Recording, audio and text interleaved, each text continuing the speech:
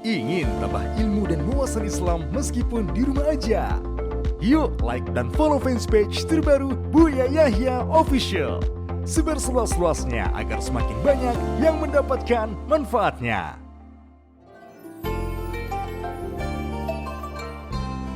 Assalamualaikum Buya. Assalamualaikum. Buya izin bertanya, apakah bedanya kafa'ah dengan kasta? Seperti contoh kasta yang ada di India, bagi saya pribadi, saya masih berat dengan penggolongan kafa'ah. Bagi saya semua manusia adalah sama, yang membedakan hanyalah kadar keimanannya saja. Jikalau harus menghormati, saya setuju.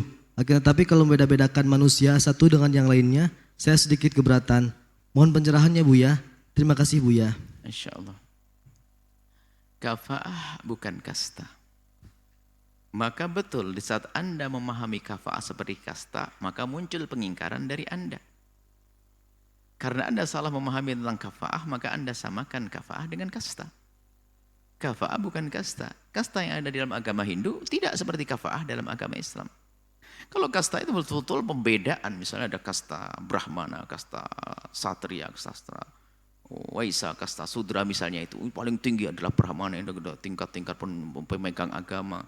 Satria adalah megang kerajaan, Sudra adalah, Waisa adalah dagang-dagang, yang Sudra adalah orang-orang kecil. Sehingga tidak boleh ini, interaksi pun tidak boleh. Enggak ada, Islam enggak begitu. Inna akramakum indallah. Di hadapan Allah paling mulia adalah yang bertakwa. Tapi kafa'ah di dalam Islam dibahas adalah sesuai dengan fitrah manusia. Demi keserasian di dalam pernikahan, bukan dalam irama merendahkan, tidak. Biarpun orang itu adalah secara kafa'ah rendah, tapi kalau dia beriman mulia di hadapan Allah. Tapi kafa'ah ini untuk keserasian. Bukankah Nabi mengajarkan kalau nikah itu milih? Biarpun tidak ada bahasa namanya kufu atau kafa'ah, Anda pasti memilih pasangan Anda yang sesuai, kan begitu. Pasti bohong kalau tidak.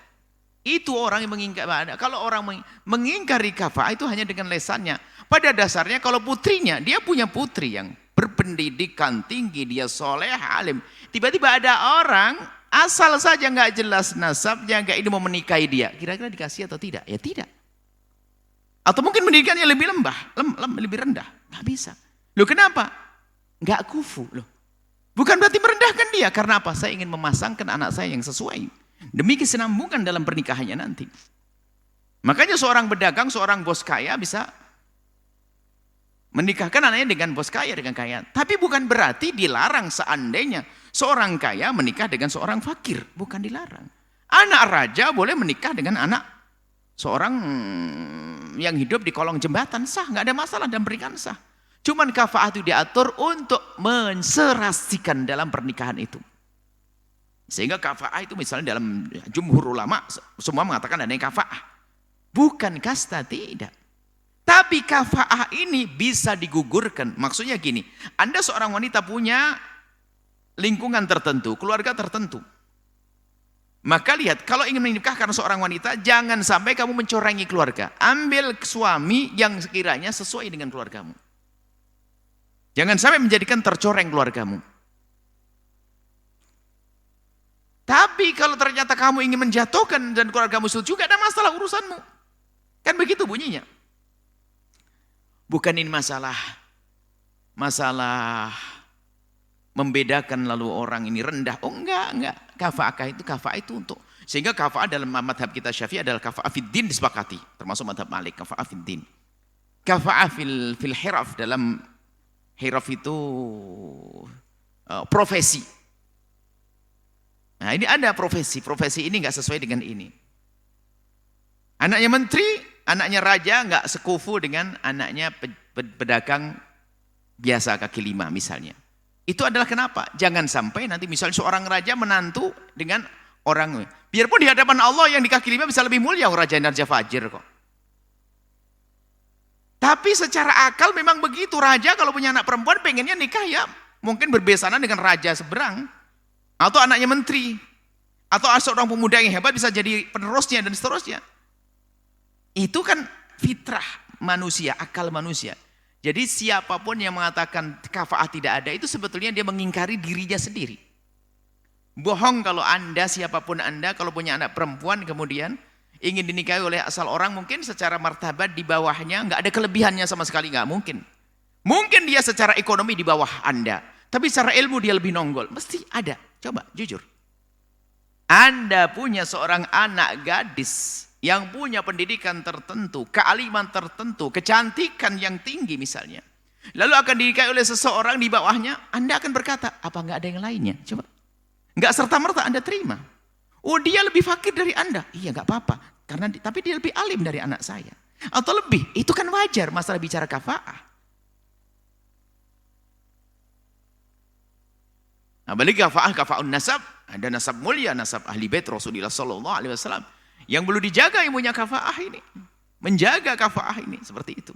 Jadi kafaah ini adalah disepakati oleh manusia berakal dan disepakati oleh 4 madhab, cuman perbedaannya adakah kafaah di nasab dianggap atau tidak. Misalnya dalam madhab Malik tidak menganggap itu semuanya misalnya, tapi kafaahnya fiddin saja.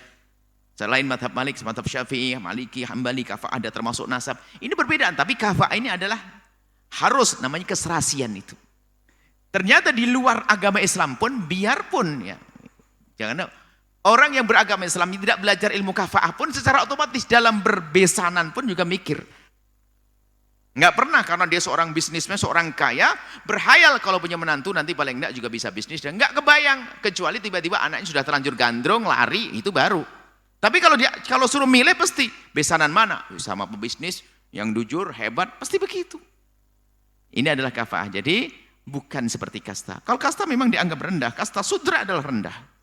Nggak boleh semua apapun bentuknya. Ini berurusan dengan orang yang apalagi kasta Brahmana atau kasta ksatria, nggak bisa misalnya.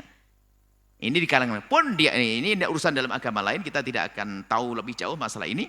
Tapi bisa saja setelah itu adalah mereka bisa saling menikah. Mungkin urusan ini kita tidak masuki agama lain.